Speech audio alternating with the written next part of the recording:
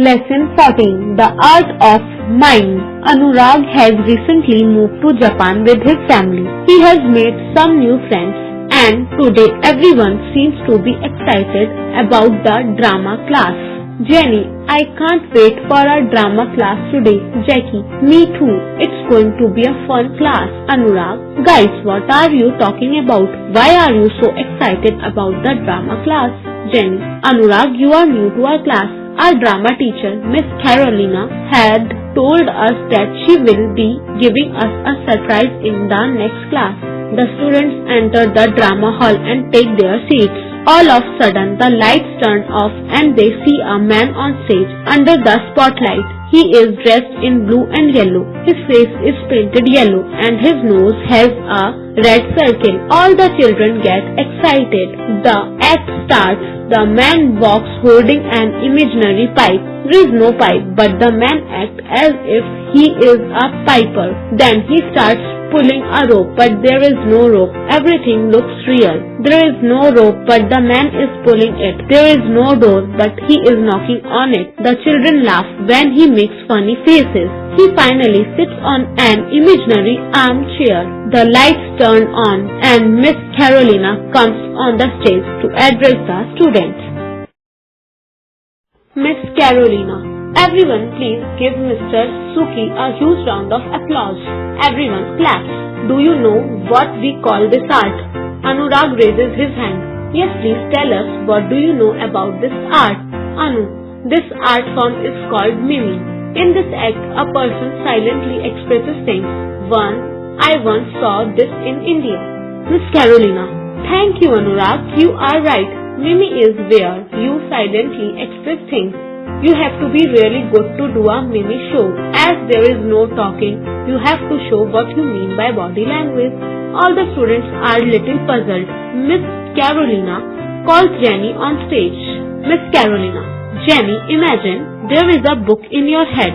Show me how you hold a book while reading it. Miss Carolina. Jenny, imagine there is a book in your hand. Show me how you hold a book while reading it. Jenny lifts up her hands and imagines that she is reading a book. Miss Carolina. For how long will you read the same page? Jenny, turn the page. Jenny lifts up her hand and imagines that she is reading a book. Miss Carolina. For how long will you read the same page? Turn the page.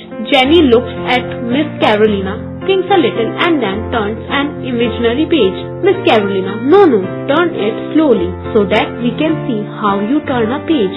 This time, Jenny turns the page slowly. Miss Carolina. What is this book about? Jenny, it has jokes in it. Miss Carolina. Then why are you so serious? I want to see how you laugh when you read a good joke. Jenny acts as if she is reading. She puts her right hand on her mouth and mimics laughing. Everyone claps for Jenny. Miss Carolina. Anu, do you want to borrow this book? Anurag. Yes, ma'am. Miss Carolina.